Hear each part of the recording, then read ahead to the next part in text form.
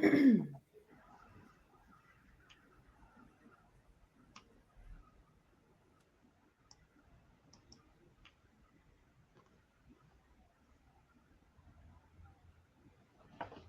everyone. We're just going to give a few minutes to get people settled in.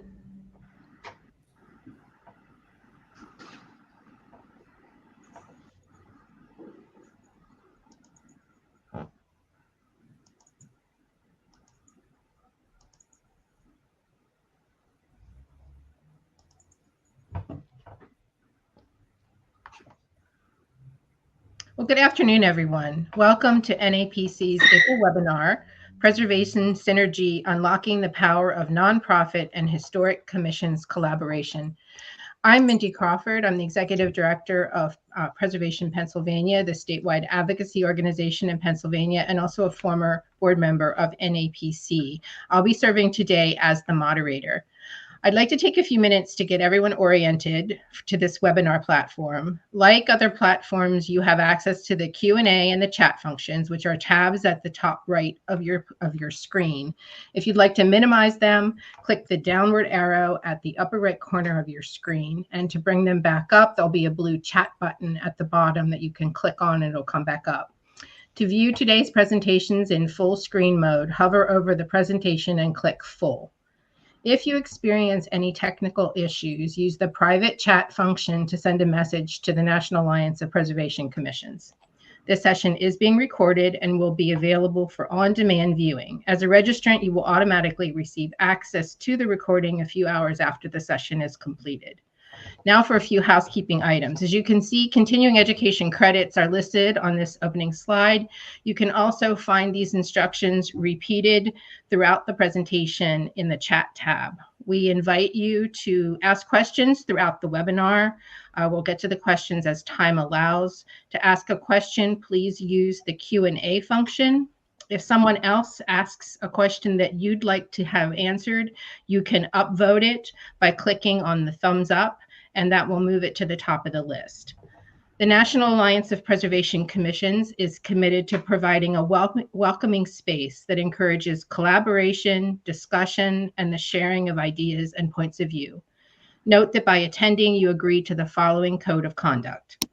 Exercise consideration and respect toward presenters and participants in your speech and actions. Attempt collaboration before conflict. Refrain from demeaning, discriminatory, or harassing behavior in speech. Be mindful of your surroundings and of your fellow participants. So today we're going to explore the dynamic partnerships that can flourish between nonprofits and historic commissions. In my role at Preservation Pennsylvania, I've witnessed firsthand how collaboration not only strengthens our preservation efforts, but also amplifies our voices in advocacy and streamlined processes that are crucial for the protection of our cultural heritage. For many years, I served as the historic preservation consultant to a small borough's historic commission as a fee-for-service contract with Preservation Pennsylvania, and served as the preservation consultant to a small city when I was executive director of Historic York. Today, you will hear from a panel of professionals who bring a wealth of experience in fostering these partnerships at both the state and local level. We'll delve into practical strategies and real-world examples that demonstrate the value of these collaborations. We look forward to an engaging session. Just a reminder that at any time you can type questions in the Q&A section or comment in the chat. We'll take questions at the end and try to get to as many as we can. So today I'd like to introduce you to today's panelists, Gary Roth and Jeremy Bradham, Capital Area Preservation, Inc., and Melissa Wiley, Florida Trust for Historic Preservation. So first we're going to start and have each of the panelists introduce themselves and provide a brief overview of their work. So Gary, let's start with you. All right, let me try to introduce myself and Jeremy. We're with Capital Area Preservation in Raleigh, North Carolina, and we serve the greater Wake County area. We traced our beginnings as an organization really to the 1960s, when there was a grassroots effort to save the 18th century Mordecai House in Raleigh and turn it into a city park. And many of those same people eventually became the founders of our organization in 1972. Now, you can imagine a lot of those early years were spent focused on managing and interpreting Mordecai Park until we eventually turned the park over to the city for full-time management. But from the beginning, I would say our founders had a dedication to serving Wake County in terms of as a preservation advocacy organization right from the start. And over time, different programs developed, and I think we did the whole gamut of what you would expect from a preservation nonprofit. We did landmarks tours and other public programs, and we have an awards program, and we assisted folks with preservation issues and questions. And I think we basically fulfilled most of the functions that you would expect. But around, and the biggest one I will say is in 1983, we started our easement program. And that has been continuing. And I'm going to put a shameless plug in for Forum because I'm going to be part of a panel talking about easements that's headed up by Kelly Bacon. So it's, and I know she's on the program today. So that's a little advertisement. But we'll talk more about easements then.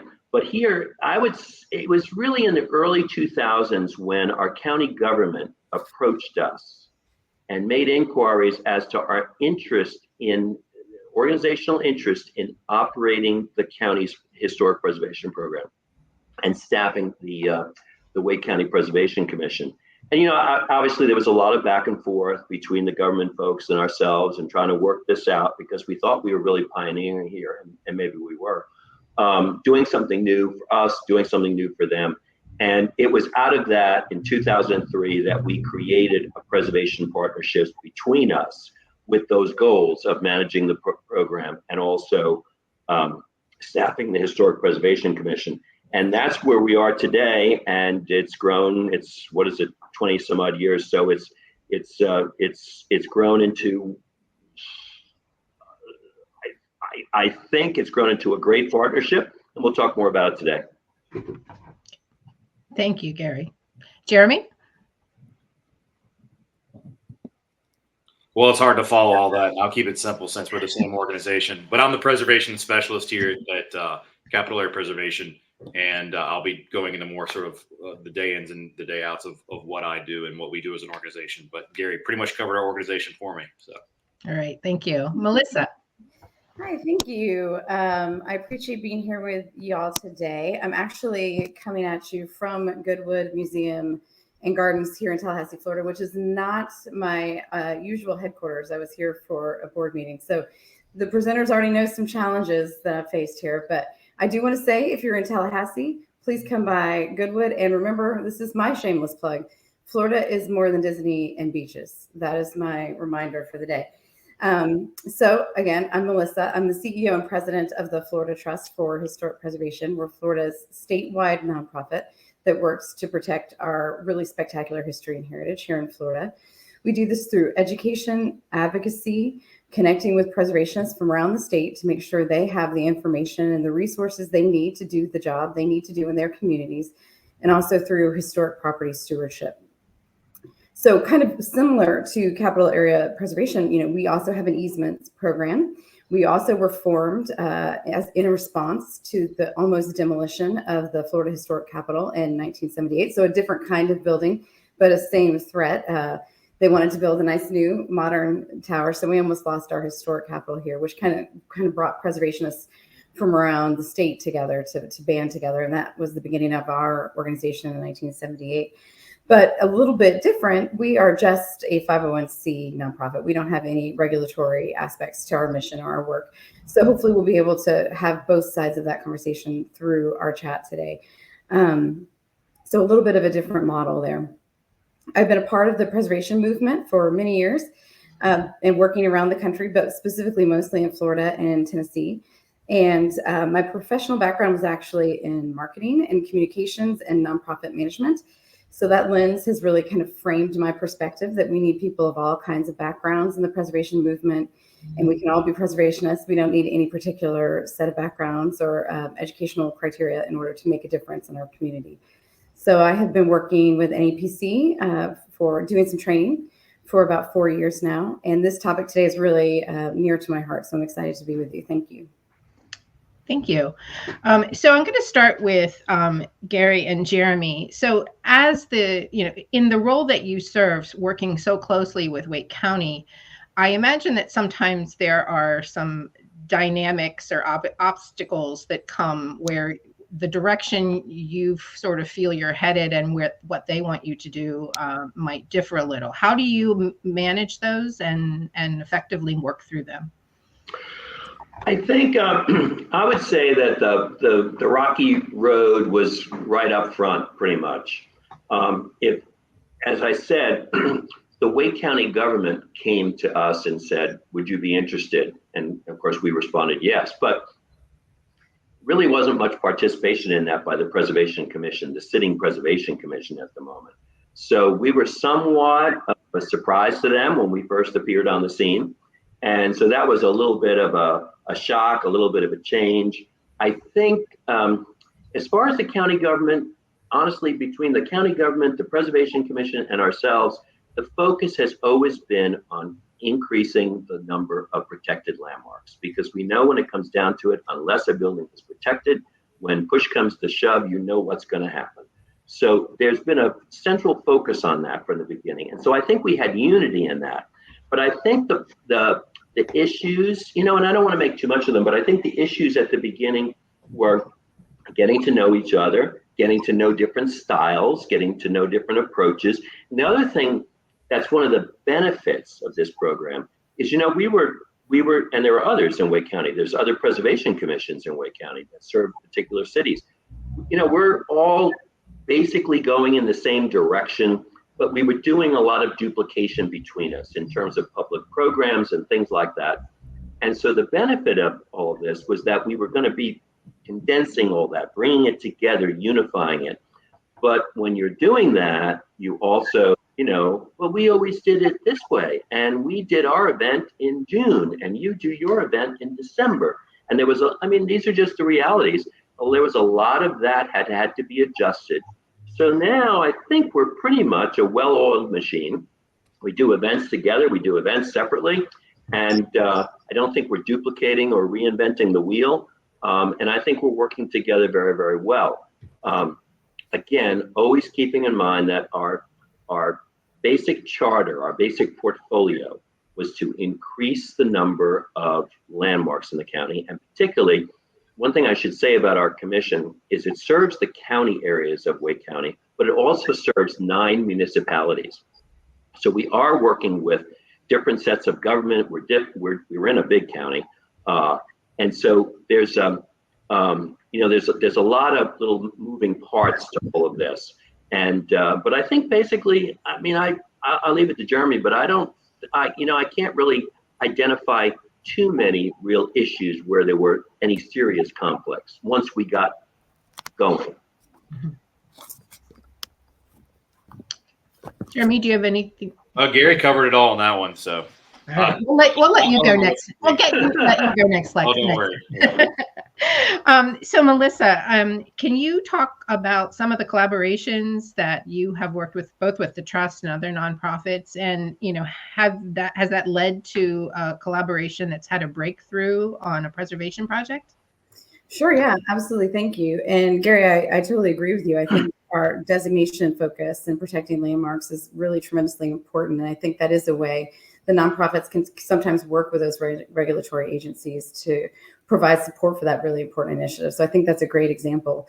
Another example, I guess, that I would share is I think sometimes preservation, I don't know if you guys would agree with me, but I think that preservation can get a little siloed. And sometimes we can miss opportunities to make an impact because of that lack of connection. So an example that I love to give from not my current role, but when I was in Nashville, it really shows, I think, the power of collaborating across stakeholders was a community's effort to save the Cordell Hall office building, which is in Nashville. It's one of the best examples of mid-century modern office architecture in Tennessee. It's very close to the state capitol. If you've ever been to Nashville, it's kind of just like right across from that little hill right there. So it's a prime piece of real estate. And in 2013, the state legislature voted to demolish the building, which it was deemed as inefficient to the needs of a modern workforce. And so that, of course, created a lot of conversation about what that meant, and if it was true or not. But the example there, I think, is that Historic Nashville was the local nonprofit that was engaged with a variety of different stakeholders to save the building. And they worked together to kind of bring all these different tools and audiences united in this one campaign to save the Cordell Hall office building. So we had folks from the public that were never before considered preservationists. They became engaged just because there was a personal story for them with that building. And for them, it was the entry into preservation. It was almost like, oh my gosh, yes, these buildings can tell our shared history. Like, we should be aware of what's going on, maybe even active in our city's governance to help protect these resources. A retired school teacher started a petition that she became a preservationist. She worked to save this building. The media, and I know that sometimes that could be an area where maybe nonprofits could help a little bit. Sometimes nonprofits can engage with the media and do media outreach and interviews in a way that is different from those who maybe are on a city or state payroll. So, but they were very pivotal in spreading the word and getting this saved. Other preservation organizations, other nonprofits, government officials, we all kind of came together and worked together to get this building saved. But the most important collaborator, I think, was the Nashville Metropolitan Historical Commission. So as the commission, they were able and had the ability to utilize processes and procedures that were in place to protect historic buildings, or at least buy you some time in the demolition process. So they were able to work with us on the mechanics of how we could kind of pull that lever. They also had access to stakeholder groups that provided vital information and connections. And because they were working directly on the regulatory side of preservation, they were able to clearly understand and share with all these other stakeholders where we were in the process and where we could kind of go together. So ultimately, the building was saved, and I do think it is because of all of those collaborations that were engaged. Thank you, Melissa. So, Jeremy, I think we've already made a case for how well these collaborations can work together, but I would say that, there may be some questions out there that are, well, why would a commission choose to hire another, a nonprofit firm to do this work? So what do you see as the advantages and maybe disadvantages of this kind of relationship? Right. Thanks, Mindy. We have most people are familiar with this, the CLG reports that everyone has to fill out their staff and members at the end of the year. And here in North Carolina, I actually reached out to our state historic preservation office to get the results of that, because there was a question on there about how much time staff can actually commit to doing commission work during the week. The average was about 15 hours, and about 20% of the commissions across North Carolina, the CLGs, spend less than 3 hours, which was kind of mind blowing. And that's one thing I think we offer as a historic preservation nonprofit that is partnered with the county, is we can contribute 24/7 preservation services. A lot of these commissions are staffed by planners who have to attend to obviously planning needs that these municipalities have. We are preservation 24/7, and it doesn't stop when we leave the office. Gary and I are sometimes constantly text each other over the weekend. Oh, did you hear about this house or that? Or there's a truck doing work on one of our landmarks down the road. So we're always having eyes and ears to the ground on that. But we also have a tool bag that we can kind of use different tools. Most preservation commissions, whether they're overseeing a historic district or a historic landmark program or a combination of both, we offer this extra tool bag of the easement, the preservation easement, which is what Gary sort of alluded to earlier, which is, there are some properties that are best for an easement. There are some properties that it's best that they be a landmark. And then there's some properties that are both. That's something, Gary mentioned that our landmark program our easement program began in '83. A lot of our easements are also landmarks and vice versa. It depends on where their jurisdiction lines up. As Gary mentioned, there are 9 towns and the ETJ of Wake County as a whole. So it transcends, and there's other preservation commissions. But that's probably the one big thing that we can say is we are on it 24/7. And that's not to belittle anyone who can't be on it 24/7. It's just what we were designed as an organization to do, and it's what we can offer to the county. So we think it's highly successful in being able to do that. So yeah, I think it's really a unique relationship, and I've only experienced it myself on a sort of a smaller scale. One of the things that I want to ask both Melissa and I'm going to ask Gary is, what happens when there's differing priorities from what you as the preservationists and the county or the commission, how do you navigate that? How do you get everybody together on that? Well, I could say that we really work very, very hard to keep our priorities in order and together. We really do. And we have an annual retreat for the commission that we participate in, they participate in it. And this is basically where together we set the priorities for the year. I mean, I've already said that as a commission, landmarks, number one.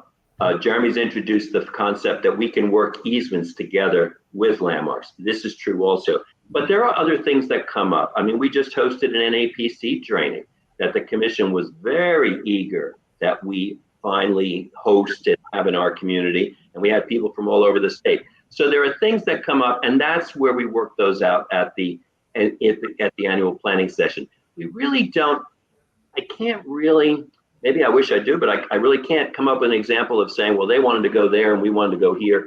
I think there's been a great unanimity because we work together and we're using all the tools we have together. So there isn't really much, and I would say that I will say this too about preservation in our county.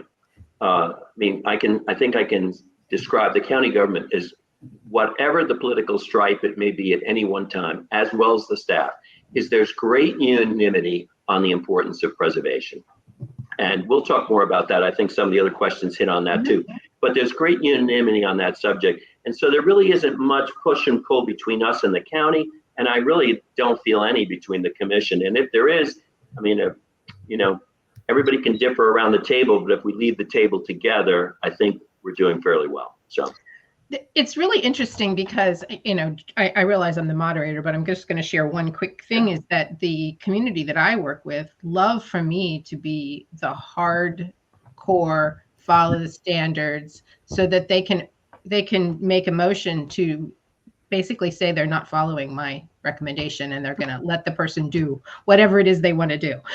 So it's an interesting to hear that you're so collaborative and working together. This is interesting to me. So Melissa, what is your perspective on this question? Yeah, thanks. I would agree, I think, with Gary in a lot of ways. Like, I do believe that there's an overarching, commitment to a preservation ethic.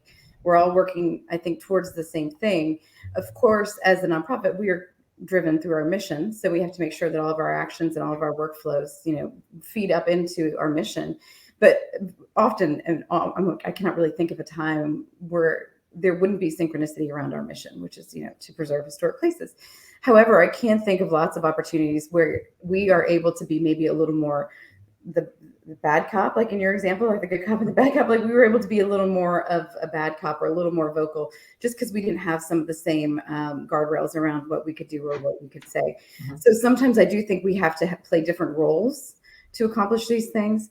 But I will say, I don't know if this is to your question, but because Florida is a big state, and I'm sure many of you work for commissions that represent large areas, there are definitely finite resources and finite number of hours in a day. So sometimes the prioritization of what things get the focus can be an issue.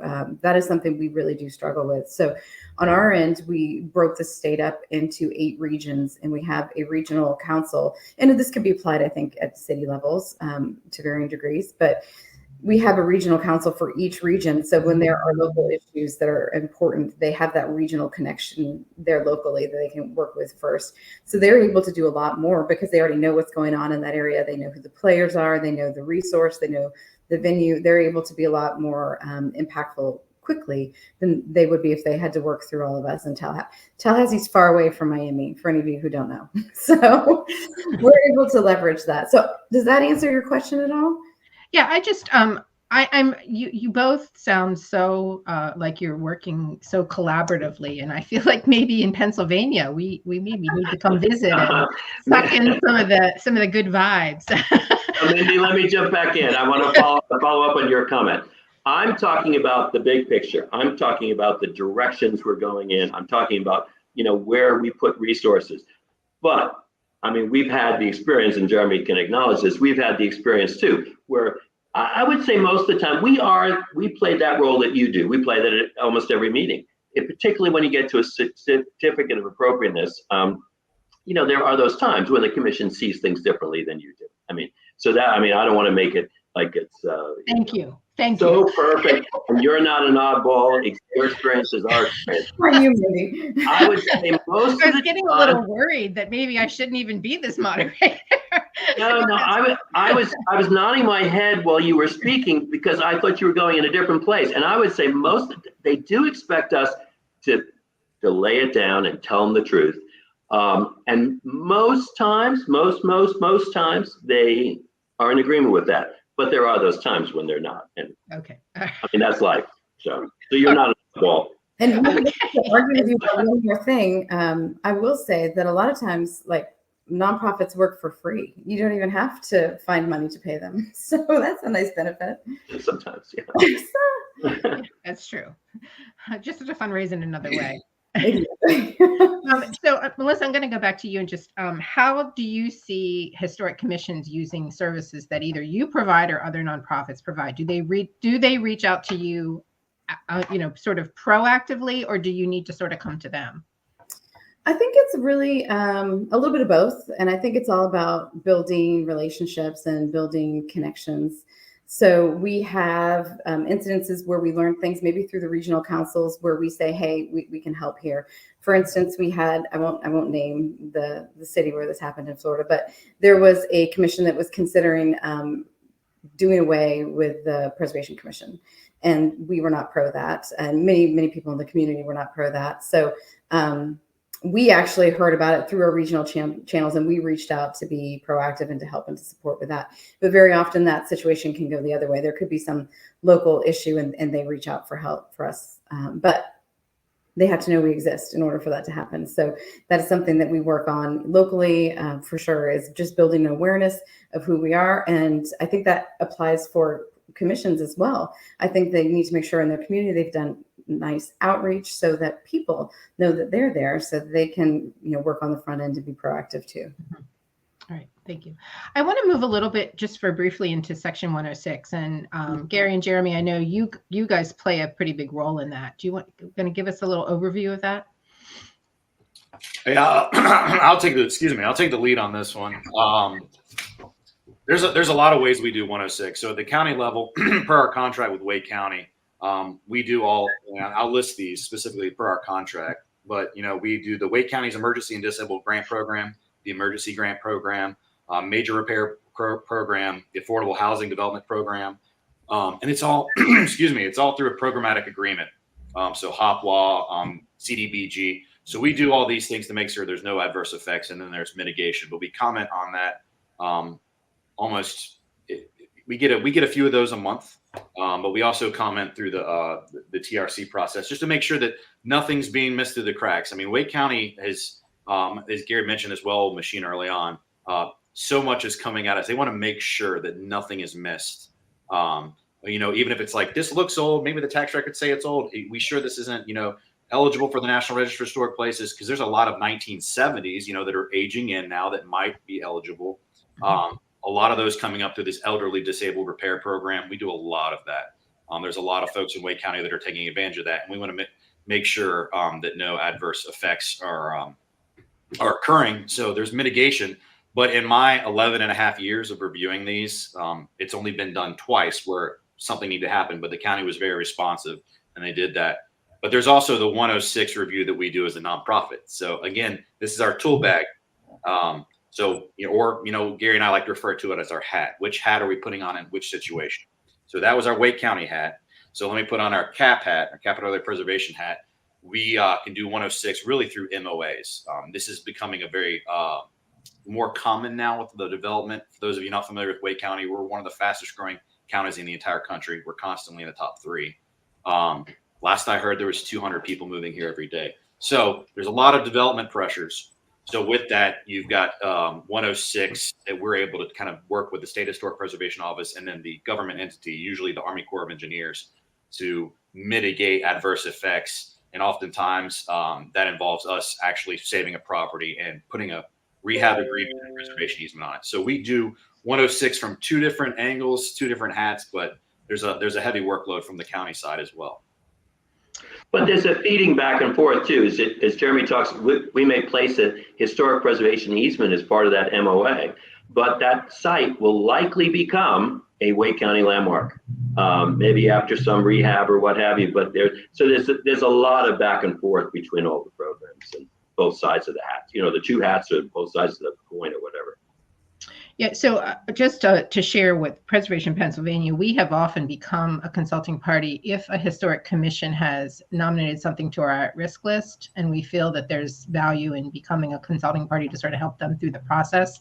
That's been very effective. I mean, it's obviously, and 106 is not always triggered, but it's been a really good way to provide additional support to the local commission. Melissa, I know that you don't do directly work with 106, but how is that working for you and other nonprofits?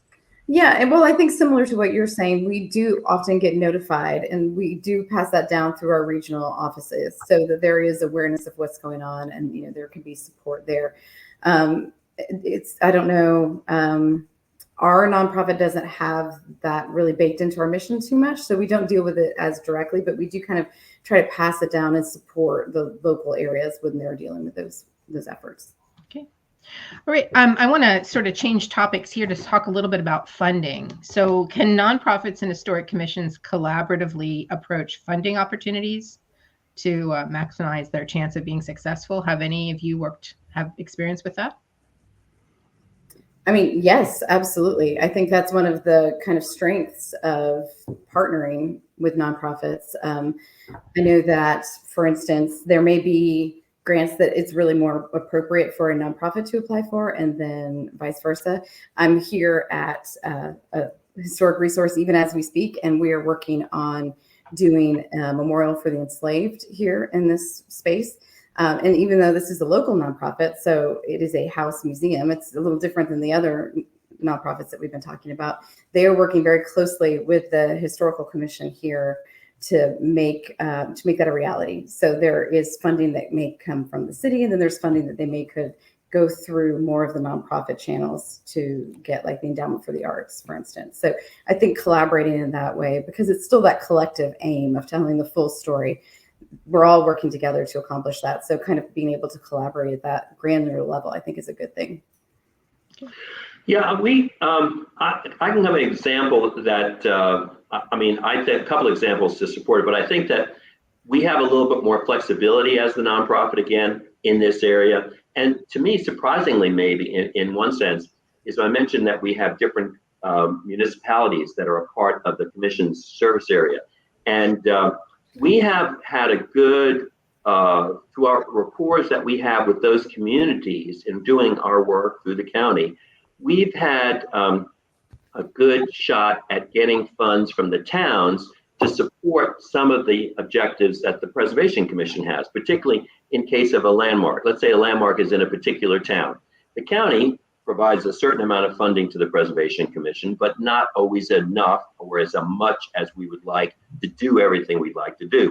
So to extend those dollars, we kind of set up matching arrangements with some of the towns that are also in the service area, particularly if the landmark is in their area.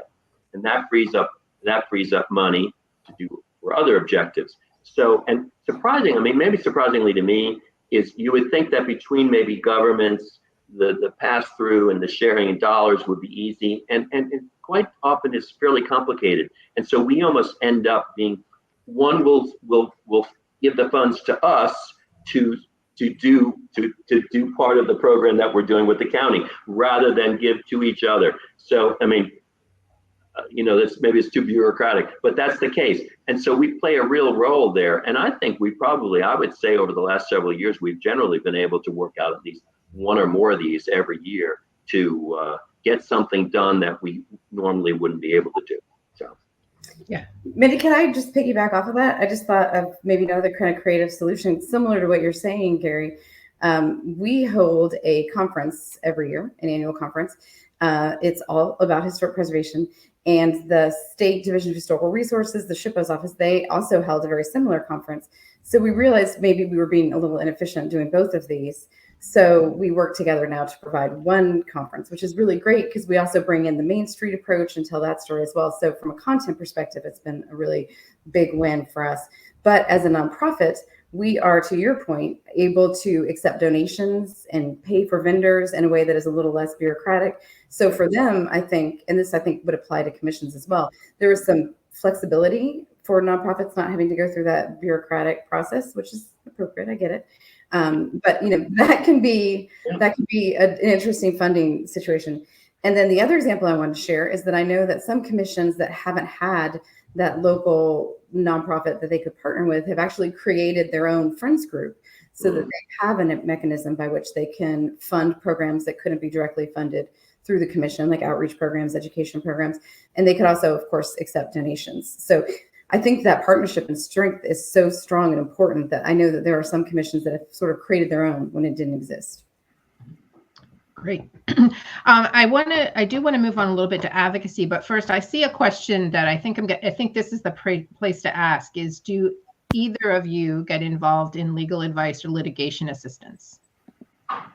Because we are often asked for, can you find us a free attorney, or can you pay for litigation? And that's something that's extremely expensive. And so how do you handle requests for that? And the request is specifically for legal advice? Yeah, it says, do you get involved in legal advice or litigation assistance? So we do not get involved with litigation assistance. We do have attorneys that we have relied upon for our easements, for instance. Like, we obviously have attorneys on hand for that, but we would be very cautious, I think, about providing legal advice from our organization. We're in the same boat on the easements. Is we have our general counsel who does this pro bono as his contribution to CAP, works with the easement program and is on standby for these kind of issues that may affect CAP directly. As far as the commission goes, we have access to the county attorneys, and I will say that beyond that, they also have access to the the North Carolina School of Government at Chapel Hill.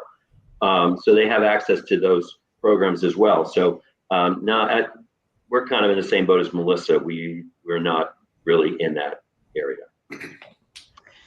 So I want to move over to some conversation about joint advocacy efforts. So Melissa, how is your role as doing advocacy work, working with local commissions, other nonprofits? How do you do collaborative efforts? What's your approach? Yeah, so I think this is one of the ways when you think of like the regulatory framework and then like the nonprofit side, this is one of those real strengths that we can bring together when we work together and collaborate. But as our statewide preservation nonprofit, our ability to advocate is really one of the things that differentiates us. So from like the Division of Historical Resources and other organizations. So we advocate for preservation initiatives. We lobby for specific legislative asks, including funding. We meet with lawmakers at the local level, the state level, the federal level pretty frequently. So just an example, the SHPO's office manages the preservation grants here in Florida. They have this wonderful process, and it is a really great way to get funds into brick and mortar preservation throughout the state. And they manage that and do a great job. But they can't lobby for funding of these grants, which is approved every year through the Florida legislature. So while they kind of manage the program and the process and the grant themselves, we are able to create the communication materials, to meet with the lawmakers, to get folks together in an organized kind of grassroots campaign, to give them updates about that, to tell them maybe here's an example of what you could say to your lawmaker, and to share that out in our different communication platforms. So we're able to each have our own kind of roles within those frameworks, and I think by working together we're able to make it more possible for those grants to actually get funded. So I think overall we have a tremendous opportunity for education around preservation with lawmakers. And I think that's part of what we do too, is just like that. We're having so much face time. Sometimes they don't know the difference between a commission and your local preservation organization. So you're all kind of ambassadors for the same thing, which I think is an important lens to kind of view this through. Mindy, if I could jump in on this one, because I think this for us has been the elephant in the room, really. When we got into our initial discussions about this partnership with our county government, there were concerns outside, concerns on our part. How does this affect our ability to advocate for preservation? And one of the important things that was written into our initial agreements was that the board of directors of Capital Area Preservation maintained authority over the internal operations and the external operations of Capital Area Preservation, even though we are in this partnership. And that means that we are free to advocate on the federal, state, and local level, so that none of that changes. But I will say, when it comes to the county government particularly, I think our advocacy has changed a bit, and I think it's a positive thing.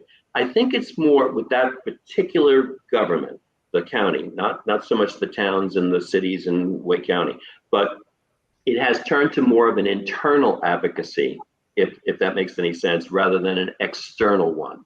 We are being asked to review all kinds of things. We're knowing about things we would never have known about. With this development that's happening down that highway, and it looks like a historic house. What do you guys have to say about that? How important is that? So we've gotten into things we probably wouldn't even known about until they came out publicly.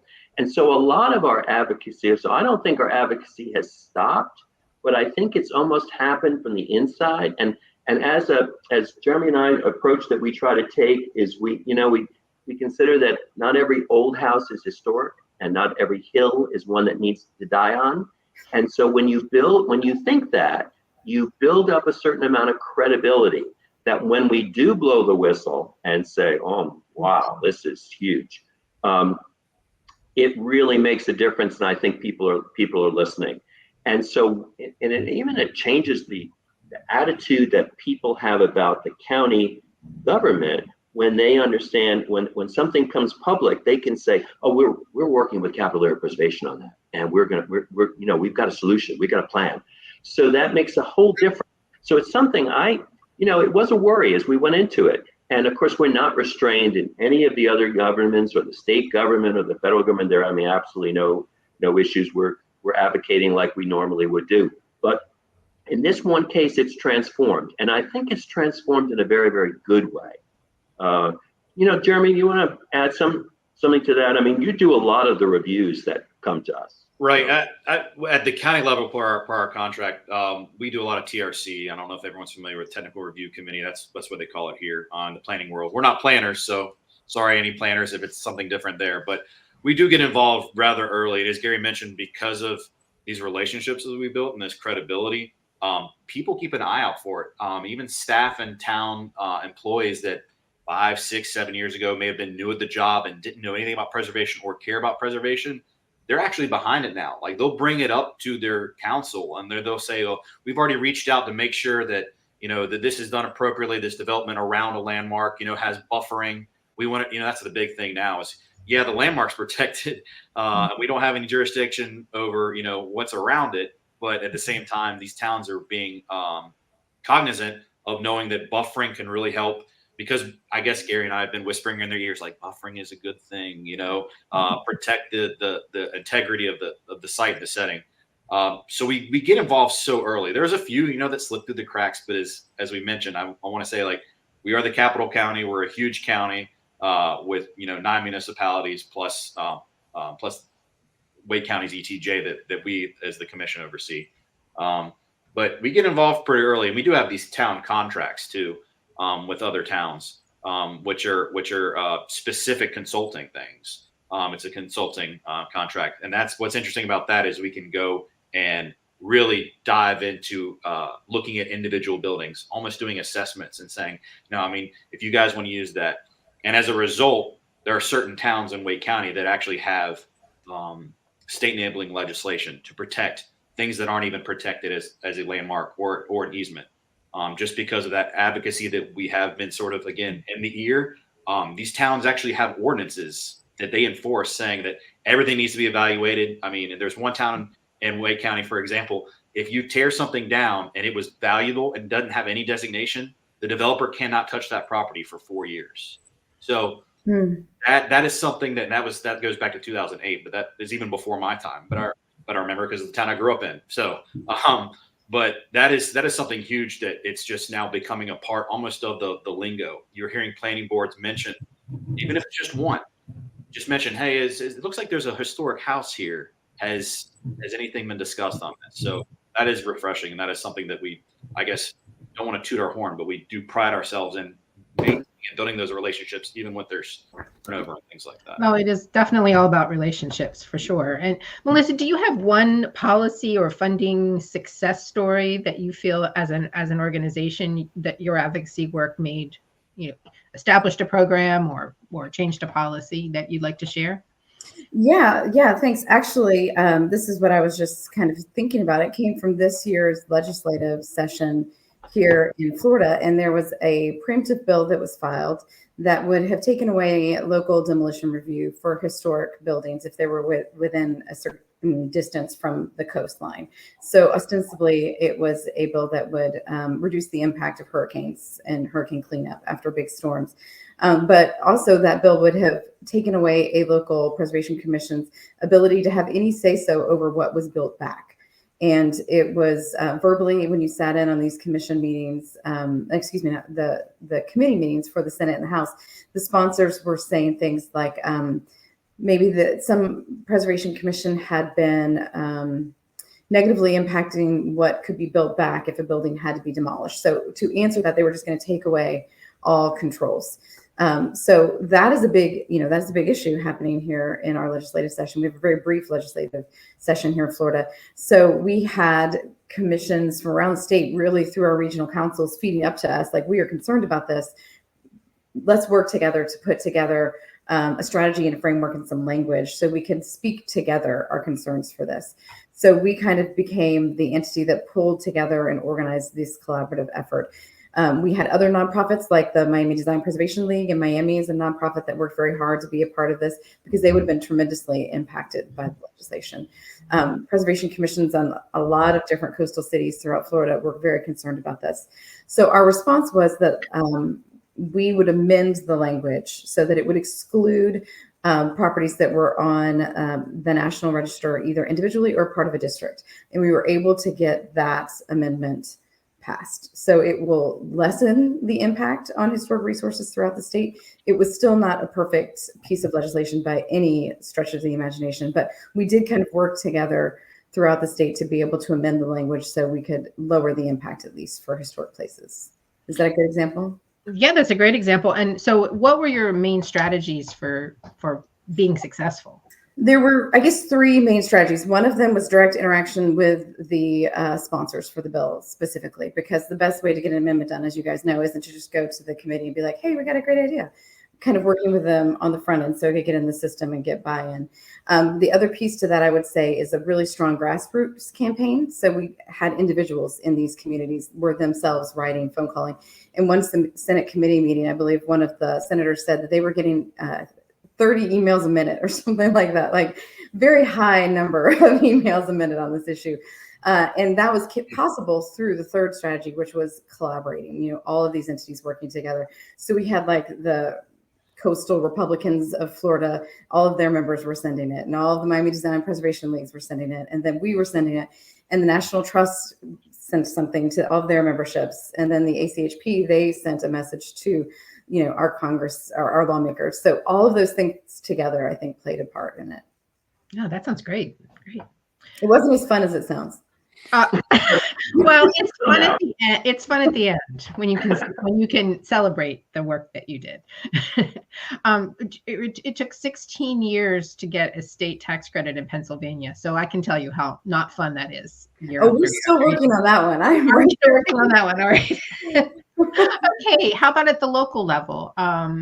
Do you have a success that you want to share and what your strategies were to get there?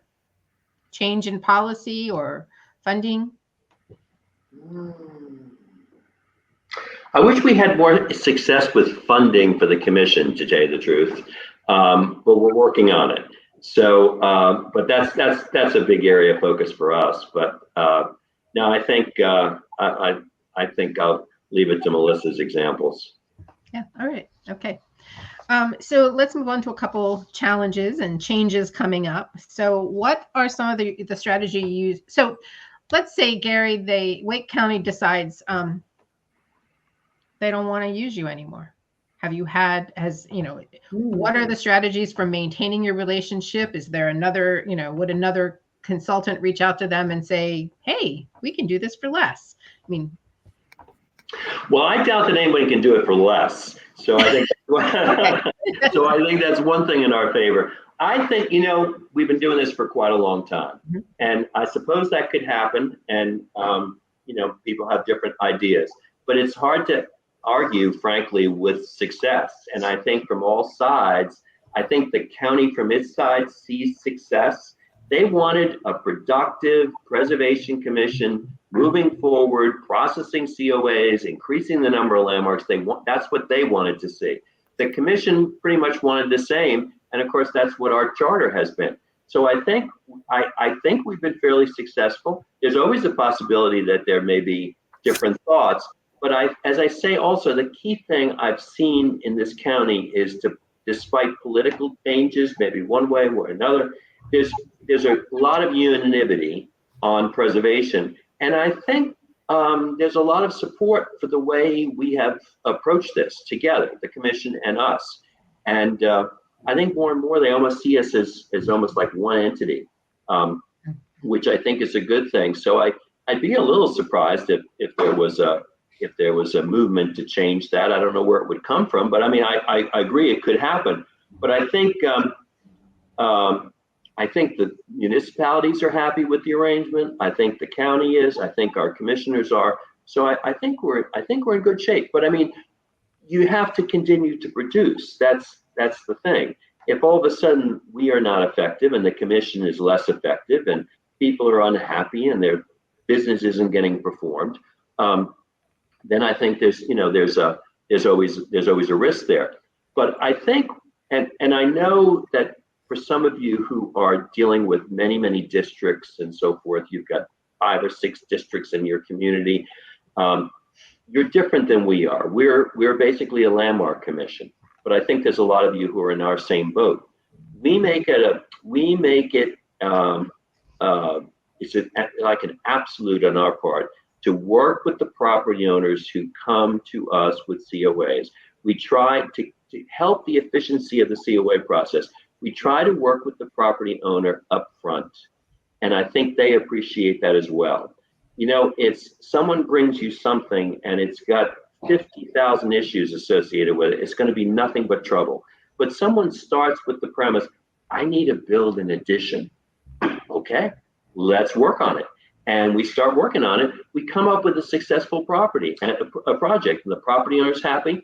The commission is something says, wow, this is fantastic. So that's one thing that I think we've done that's made people very, very happy. And I think it helps to increase support for the whole program in a way, because I think previously there was a lot of contention and there was a lot of designing at the commission table and so forth. And there were lots of back and forth that really wasn't probably the most productive. So those are just some of the things I think we try to do to safeguard against the potential that someone would say, oh, this isn't working well. We try to I think you just can't argue with success. So we just try to keep going in that direction. Well, I'm very impressed how you've been able to navigate, changes in leadership, because this is, sometimes, when there's a new council in place or a new mayor in place, there are changes made. Do any of the, political situations really affect your work, Melissa? I mean, depending on, tell us, if the governor changes, obviously your governor's been in the news a lot. So how do you navigate those kinds of changes? Well, a big way that we try to navigate those kind of changes is just by building relationships along the process. So very likely, our next governor will be somebody who has served in some way before. So as long as we can continue building relationships with the next sort of generation of leadership, then we're doing, I think a good job with that. We definitely, I think like probably every organization that's on this call or represented on this call, There are political challenges. There are things that we have to just keep in mind as we plan our advocacy strategy. There are sometimes terms that we are encouraged to change and use different terms.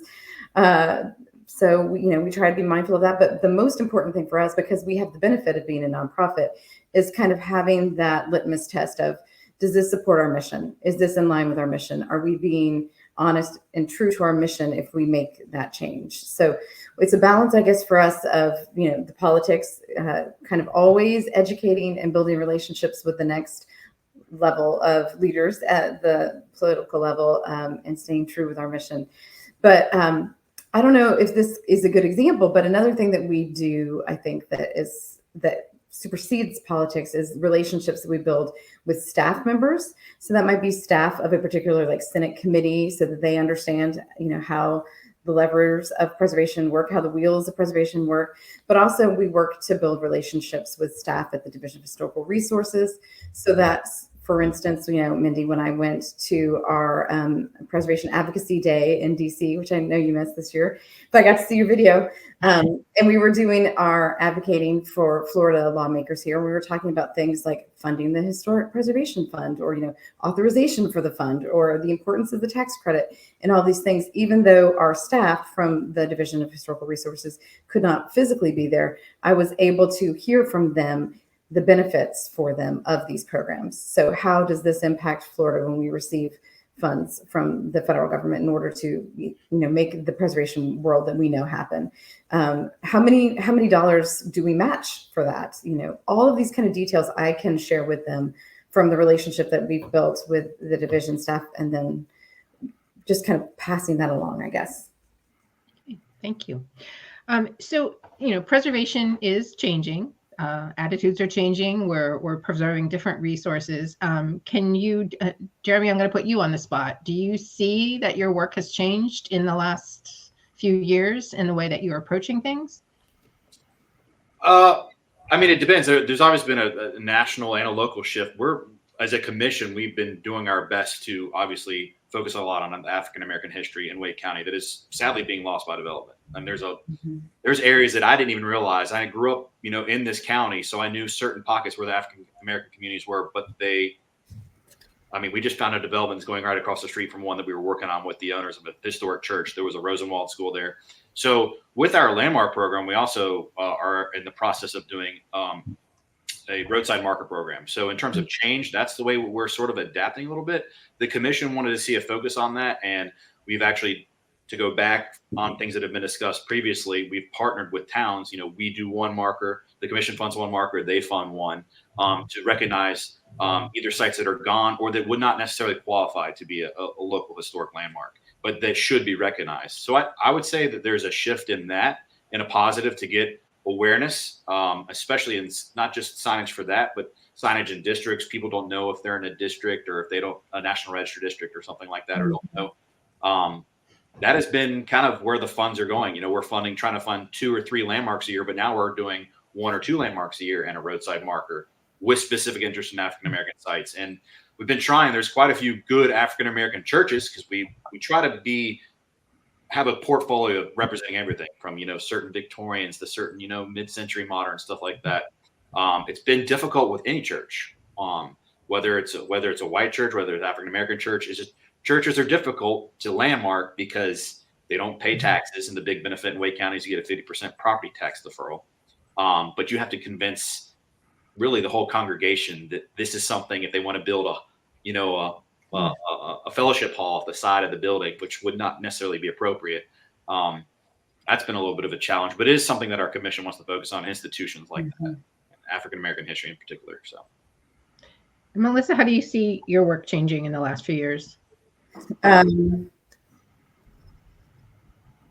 don't know. That is a great question. I know. Well, yes. What I can say for us is that when I first started, I started at the Florida Trust at the very end of 2016. And then around 2020, we became a little more introspective since we couldn't go outside for a while. And we spent that time to think about strategy and who we wanted to be as an organization long term. And as a result of that really great work, which our wonderful board absolutely nailed and knocked out of the park, we realized that we want to, kind of Jeremy's point, we want to tell and make sure that we are focused on telling the full story of Florida and its people. And that means it needs to be a more diverse story in terms of what are the types of resources, the types of communities, the actual stories that those people have to tell. We want to make sure that we're focusing on all of that. So we actually changed our mission in 2020 to specifically say that we want to protect the diverse history and be inclusive in our storytelling. So now that is kind of holding us accountable at the highest level from all of our work to make sure that is a part of what we've done. So that was something that I was very proud to be a part of. And I really, truly think that that has trickled down through all of our work. I know that in our awards, which is a great public outreach tool for everyone, including commissions, but in our awards program, we had more nominations, first-time nominations, nominations that are representing underrepresented histories throughout the state. More of those were submitted this year than ever before. So that is something that we have kind of grown into that I'm very proud of. Okay. How about you, Gary? Yeah, I would say, I'd say our commission and CAP also in its easement program as well as the landmark program has always had a good representation of African American landmarks. And I think that's something we're proud of, that it's not a Johnny come lately or we just noticed. Mm-hmm. But I think we're going deeper now. And I think one of the things that coincides, as Jeremy said, with the development, the intense development going on here, mm-hmm. and you really wonder about it, is we are uncovering a number of African American, and I would say particularly enslaved person cemeteries that are being encountered. And one wonders how many of these may have gone unnoticed in the past. We're trying to certainly bring notice to them. I mean, people deserve to rest in peace and not to be disturbed by bulldozers. But it's a struggle. It's a struggle. And the commission and CAP, we're both on it very, very seriously. We win some and we lose some, believe it or not. But this is an area that I think maybe with more awareness and also with more development, where people are going places that have been undisturbed for so many years. And now all of a sudden they're coming out and, maybe sometimes, unfortunately, people like to pretend it's just a rock. I don't know what that is. And it's not.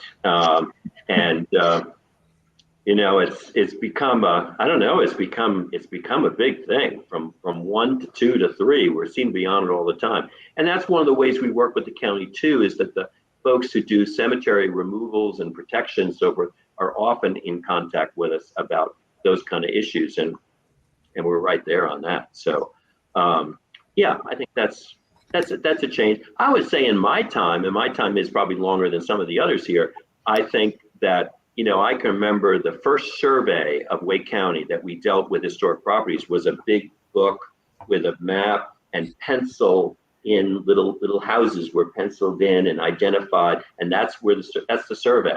And now the survey is quite something different, technologically more advanced, more accessible, and we are able to share the survey data with the towns. And this is what's working again together is working out very well, because they'll know that there's a landmark, but they'll also know there's just a survey property that they may be encountering, and they're on the phone to us to ask us, "Oh, could you take a look at this? What does this mean?"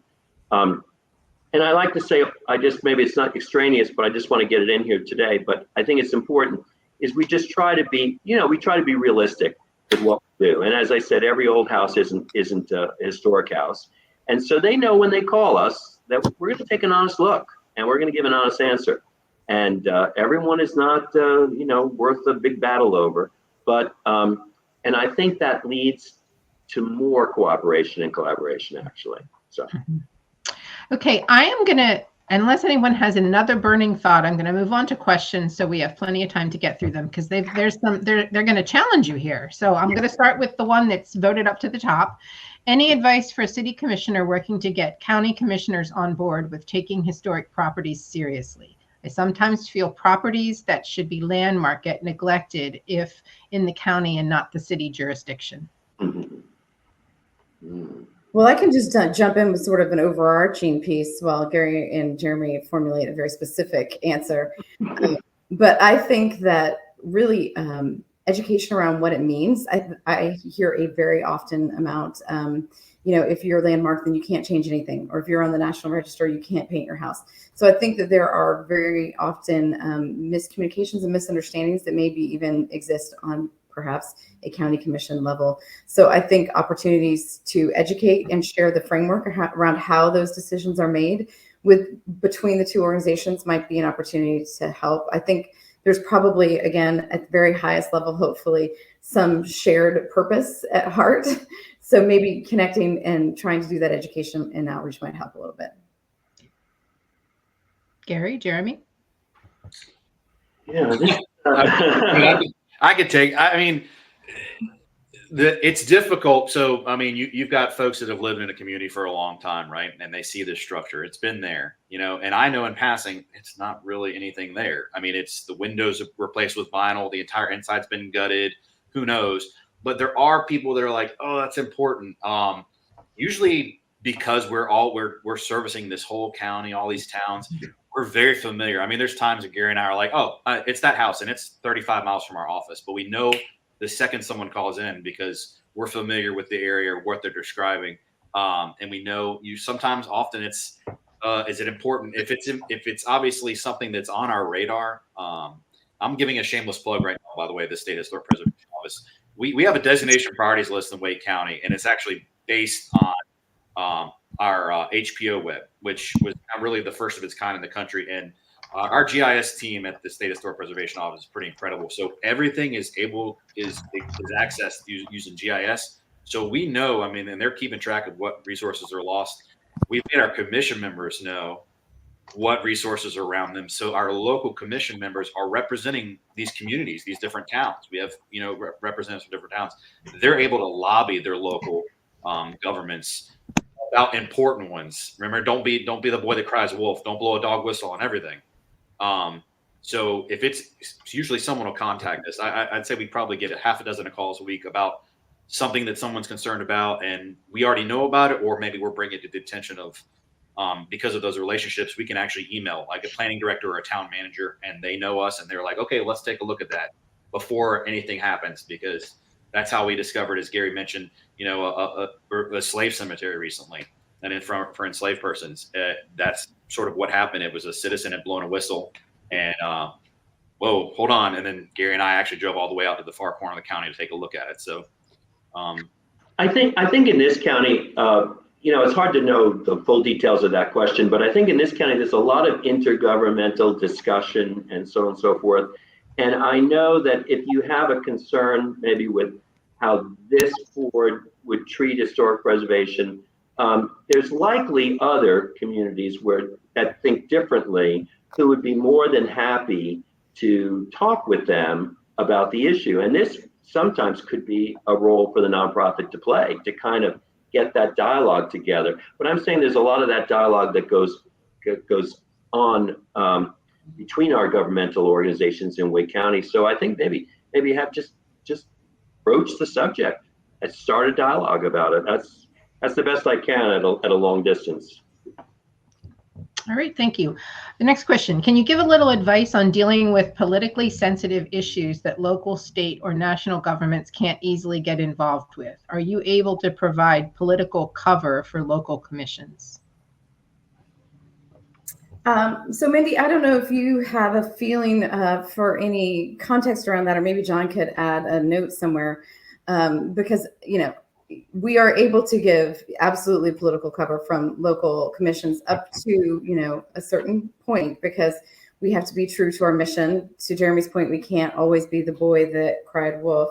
And we also are cognizant, as I said, of building relationships with lawmakers too. So we want to work in tandem as much as we can. But however, there are certainly issues sometimes that do rise to that level where, part of our value as the nonprofit is that we can say things in ways that other organizations like commissions cannot. So I guess I would say with a caveat, yes, we can provide political cover, but we can't just all the time. We kind of have to be strategic about it and make sure that we're doing the right things for both of our organizations. I mentioned earlier the example of the commission that was going to do away with the Historic Preservation Office in their community. It was actually folks on that commission reached out to us and said, we don't want to do this. And obviously, they had to be mindful of the ways that could happen. What can we do here? And so we were able to provide cover for that because it was something that was very much in line with our mission. We absolutely supported it. It was vital to preservation there.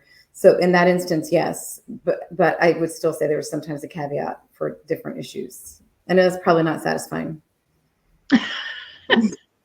Well, thank you. Gary or Jeremy,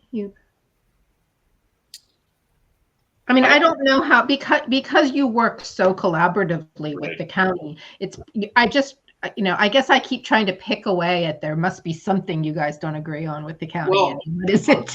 Yeah, I would say this. And this might not, I apologize, John, if I'm not getting to the heart of the question.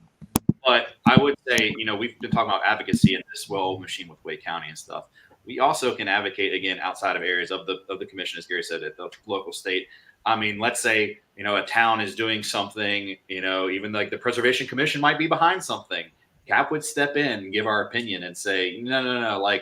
It has happened in the past, sort of, where we're like, kind of, you guys should really, we're kind of nudging, if that makes sense, nudging another Preservation Commission or nudging a local, governing body. Like, you should really look into this and think about what we have to say about it, because otherwise, I think sometimes town governments don't necessarily listen to their local president. We just heard the complaints before at these CLG conferences with our state historic preservation office that sometimes their local governments just view them as they're an advisory board, but they're not really. They give their opinion, but they kind of they're almost going against whatever the commission says, where we can sort of, in some cases, at least at our local, in our purview right here, give that little bit of push and that impetus and say, you should really look at this based on our experience or something. Mm-hmm. And I apologize if I didn't get to the heart of it, John, but that's. Yes. He can ask some more if he wants some more. I'm going to skip ahead and do the question. How much reliance is there in your community on the Secretary of the Interior standards?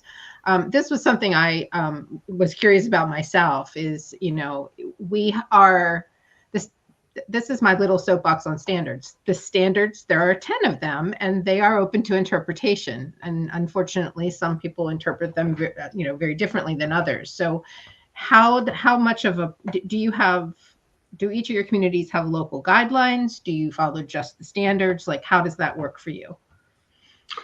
Well, the commission follows the guidelines that they have created, which are an adaptation, but I think they take in many ways, they take they bring maybe some more clarity, because you're making the point that there's 10 standards and you can interpret them in a lot of different ways. I think they try to apply an interpretation to them the best that they can. But the standards are the root of the guidelines, but the guidelines are what are used in determining COAs in Wake County. As far as our easements goes, we are totally reliant on the standards. As probably Melissa knows, but we attach the standards are when any decision making has to be made about is this good or is this bad, it's going to go back to the standard. So what we do, the standards are the root of everything, I think, but we have specific guidelines that we follow in the county. Sorry, Melissa, I'll just piggyback.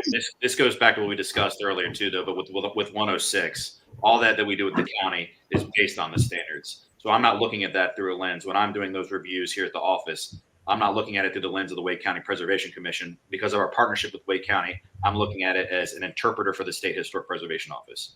We have a programmatic agreement with the Preservation Office to provide comments on those, and that's why that exists. So that's what the State Preservation Office uses. View it as a tax credit project, basically. Mm-hmm. And so we're authorized to do that and use our expertise to make recommendations.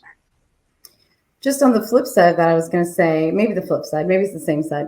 I was just going to add a way that nonprofits can help with all of those pieces. Is here in Florida, we did a preservation toolkit. Our audiences were people who were just starting out in preservation. They wanted to get started, but they didn't really know where to start. So we kind of did this 101 in very different sections. So what do you want to learn about? Advocacy, historic property ownership, maintenance, the framework, the regulatory framework. So what we can do is when people are confused and they come out to us, we can provide them this resource that teaches them about the regulatory side of things and where to look to figure out how and what applies to them. Are they in a district? Where are the guidelines? So they're starting to learn how all of these things work. So hopefully when they go to a commission and they have their specific process, they will understand the Secretary of the Interior standards, and that will make both sides work better, hopefully, is what we hope. Interesting. Okay, thank you. You guys mentioned that you have a toolkit. And so there's someone who's asked if they'd like to get a copy of your toolkit. Do you have an actual toolkit? Do you have something that's standard that you provide? My toolkit or their toolkit? Oh, I'm sorry. I was thinking their toolkit. But well, listen, you have a toolkit? My toolkit is online if you want to look. All right. Okay. Yes, Melissa sounds physical. Ours is mental. Yes. Okay. All right. So check out Melissa's website for her toolkit. Okay. There was a question. This is more of a technicality. I'm the president of the Oregon Granges, which are mostly 501c8 nonprofits. Many have historic halls, though only a few are National Register of Historic Places. Only a few have parallel 501c3 partners.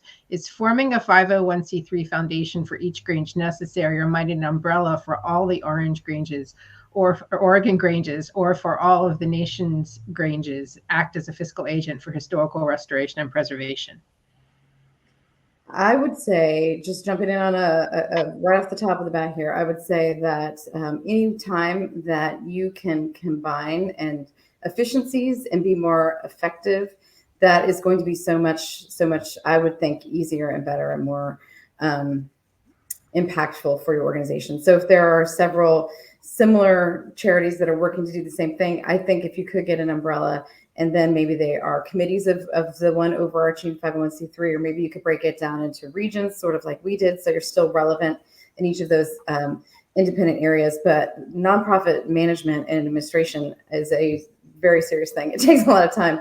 So if you can do that just once instead of 4 or 5 times, I think you're going to have a lot more time to actually do your mission work and not administrative work. But that's just kind of my thoughts. Yeah, I would kind of jump down the side of an Oregon Grange myself, maybe with a national umbrella, but definitely to have a strong statewide there to help if there's many of them in the state, because they've got common issues and so forth. Maybe just going for the national right away, maybe almost like too much, or too big. To have something local but not immediately local, I think might be good. Yeah, so the next question is interesting. Where a North Carolina town funds a 501c3, what provisions may be made to ensure that the town does not functionally use that 501c3 as a de facto department of the town? That's a good question. I think it's important for there to be a good agreement between the 501c3 and the county government that defines what you're doing. We are clearly defined not as employees of the county. We are clearly defined as employees of Capital Area Preservation, which again has an independent board which governs our organization. So I think that's clear. I think someone, actually I don't really. I was going to say I think there's a possibility that someone may confuse us for county employees, but I'm not really sure that I really see that. I think it's very, very clear in everything we do, and I think it's clear in the public perception that we are Capital Area Preservation who is providing a service for the county. So I don't, that would be an interesting situation, but I think it's easily prevented. Let's put it that way. Okay. And I will. I'm sorry, Melissa. I know that question was not in any way towards me because I'm not in North Carolina, but I do think just overall, I do feel like I'm representing nonprofits a little bit. So I would say that I think from a nonprofit management and donor relations standpoint, just overall, the importance of transparency with your financial information and clarity in your communications, frequency of communications. I think you can be proactive with those things, and that is a benefit for any kind of nonprofit in the preservation world. Okay. I ignored this question, but I'm going to go ahead and ask it now, because how do you work with statewide and national nonprofit organizations? And I think that's actually a very interesting question, because from my perspective, I feel like most of the phone calls I get were, help me, something's being torn down, stop it, which is not necessarily an easy thing to do. So Melissa, I'll start with you. I mean, how do you best work with how do folks best work with a statewide? Well, for us, I would say our reliance on our regional councils. So we are aware of what's going on locally. So we are better able to serve them by having kind of boots on the ground. We hear what's going on there, and then we're able to, as appropriate, talk to the legislature about it if it's advocacy related, funding, programs, education, all these kind of things. We know there's a need for it because we've heard through the regional councils about that. One other sort of thing I'm thinking of is we have an 11 to Save Most Endangered program. So, one way that folks could work with us is if they have a resource that they feel like is endangered, if it is nominated to our endangered program that is included on the list, that is a real strong boost for awareness, both locally and at the state level, and then, nationally even. It draws different stakeholders together through that awareness. So you may have like a potential, purchaser of a historic building that's falling apart that just kind of shows up out of the woodwork because they read the newspaper story. So these programs can be really powerful, and that also applies at the national level as well, because of course the National Trust has a similar program. So I think that if you can lean on them for help with education, advocacy, and awareness through engagements like the Most Endangered type programs that a lot of states, and also actually a lot of local organizations have those Most Endangered programs. They have built-in news hooks to them, so they kind of already can get a broader impact in terms of awareness than some other things that we might put out there. So those are some tangible ways I think that you could work with a state nonprofit. I think from the point of view of someone looking for help, preservation-minded person who sees an issue and they're concerned, I think you have to look at the nature of the issue. So we have a strong nonprofit local in ourselves. We have a strong statewide in North Carolina. And of course, we have a national organization. I think you have to look at the issue. If the issue is distinctly local, if it is about that house down the street that you're concerned that something bad's going to happen to it, I think the local is definitely the place to go. I think if you want to place an easement on your property or you want to be landmarked, clearly the local is the place to go, or the local commission, or in our case, either or. But I think if you have an issue like tax credits, like we did several years ago, they were renewed.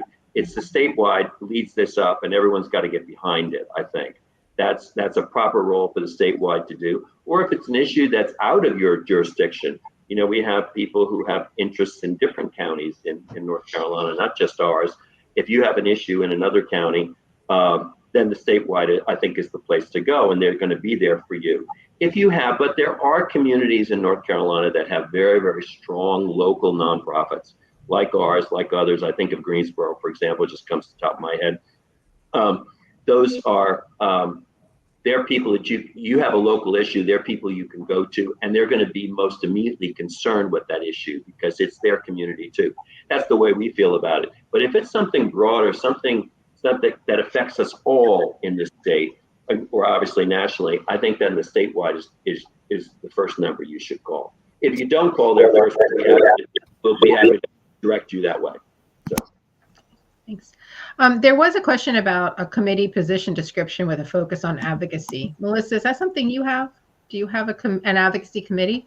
We sure do. And with all of our committees, we kind of define how it supports the mission, and we have goals for it every year, and we have a chair. So it is pretty defined for us, the way that works. And is that on your website? It is not on our website, but I could email it to NAPC. We could share it with the information follow-up. Okay, great. Thank you. There is a question specifically to the CAP folks. I think you probably have seen that. How do you communicate to local decision makers the amount of times that you choose not to stand in the way in order to build credibility? I don't see in Raleigh proper that our commission gets credit for the balanced approach they take, and instead simply lose credibility each time they blow the whistle. Seems like more of a consistent take approach from developers and elected officials trying to handle growth without acknowledging the commission's efforts to make deposits and only make withdrawals when needed. One of the things we've done is we've had, and perhaps we should do it more now, but I think we're in good shape. But I think one of the things we've done is we've had sit downs with the commissioners, all publicly advertised and so forth, to conform with the open meetings laws. But where we've sat and we've gave them the commission particularly gave them a one-on-one report and laid all of this out. So I think that's one thing you can do. I think you can do it also one-on-one. In our situation, it's a little bit somewhat different because I think they're seeing us in action on a multitude of layers. I think because of our various roles that we're playing and because we are the nonprofit and we're also working in different capacities, not just for the commission, but for the county. I think there's more opportunities for people to see, and commission members and council members to see what we're doing and to hear. I'm thinking in one of our towns, Jeremy's constantly filling out reports on different properties that may or may not be threatened, and they're seeing what we have to say, and we're seeing, no, this is not a critical issue, or this is. They're seeing it all the time. So I think it's really a question of devising ways. You've got to let them know. I'm seeing this for myself. This is a very interesting question, and I'm seeing that they've got this issue. You've got to let them know that that's what you do. And I think you just have got to come up with a variety of formula for doing that, basically. Do you want me to just say, I know we're running low on time. I was just going to say, building the credibility is sort of everything, because these towns have acknowledged it. When we go to towns and we say, you know, this is worth doing, this is sort of not worth doing. And when they see something repeatedly and we're explaining to them for our reasoning, because we bring the expertise for that, saying, oh, these are 9/6 windows. This is an early house, wood windows. You've got original lime mortar. We're explaining these things. It starts to get in their head. So where they understand what's important, but it's, again, being in their ear all the time, because sometimes, you know, developers seem to always win. Mm-hmm. Well, we are running out of time, so I want to thank our panelists for taking these questions. We didn't get to all of them. I'm sorry about that, but if you want to follow up with panelists afterwards, you know, we can reach out to NAPC and put you in touch with them. I also do want to make a plug that Melissa is doing a session at Forum on nonprofits, and Gary's already done his own commercial for his session on easements. So please consider checking that out if you're coming to Forum. So we've learned today that both nonprofits and historic commissions can benefit from shared professional expertise, and we discussed several ways that has worked. The combined voices of nonprofits and historic commissions is a powerful tool in advocacy, and this collaboration can influence policy, attract funding, and ensure that preservation remains a priority on governmental agendas. We encourage you to continue the conversation and explore ways that you can develop partnerships and collaborations, whether they're formal or just collaborative for one issue. Just working together really does make a significant change in the outcome. Thank you again to our panelists and for all of you participating in today's discussion. We hope you leave the session inspired to explore new partnerships and equipped with strategies to enhance your preservation efforts. Thank you to NAPC for hosting the webinar and inviting us to share our experiences. Thank you for joining us. If you want to continue the conversation about the power of nonprofit partnerships and other current topics in preservation, please join us in West Palm Beach this summer for NAPC's biennial conference Forum. Early bird registration and the hotel room block are now open. NAPC and their local planning partners have planned some amazing educational sessions, special events, tours, and pre-conference workshops. For a preview of what to expect, check out the Forum webpage. And I will say that I was on the original team that visited West Palm Beach in February 2020 when we first were considering West Palm Beach as a location. So I am very happy that it was selected and that you all will get to see it. All of the attendees of today's live session will automatically receive a certificate of completion by email later this afternoon. If you do not see it by Monday morning, please be sure to check spam and your promotions folder or reach out to NAPC.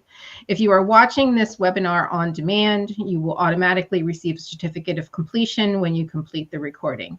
We hope you will attend next month's webinar on housing and historic preservation, a joint webinar with the Advisory Council on Historic Preservation and the National Alliance of Preservation Commissions, which will be free and open to all in honor of National Preservation Month. More details will come to your inbox soon. If you're not already a member of NAPC, consider joining today for access to free webinars and many other great benefits all year long. Have a good afternoon, everyone, and thank you.